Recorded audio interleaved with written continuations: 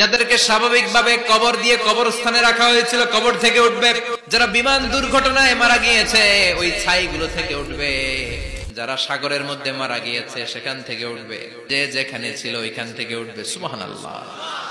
লক্ষ লক্ষ মানুষ উঠে বলবে আমাদের ঘুম ভাঙাইলো কে? ফেরেশতারা বলবে হাযা মা ওয়া'দার রহমান, আজকে হলো ওই দিন যেদিনের প্রতিশ্রুতি রহমান দিয়েছিল।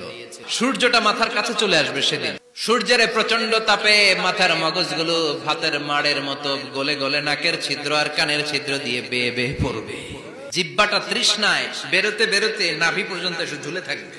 মা তার মেয়েকে দেখে দৌড়ে পালাবে, বাবা তার কলিজার টুকরা ছেলেরে চিনবে না। ও আয়েশা, দিনটা এত ভয়ঙ্কর হবে, বাঁচাও বাঁচাও ইয়া নফসি ইয়া নফসি বলে একবার ওই বিপদের দিনে মানুষ যে আকাশের দিকে এরকম তাকাবে, কার গায়ে জামা আছে কার গায়ে জামা নাই ওই কথা মুহূর্তের মধ্যে ভুলে যাবে রে আয়েশা।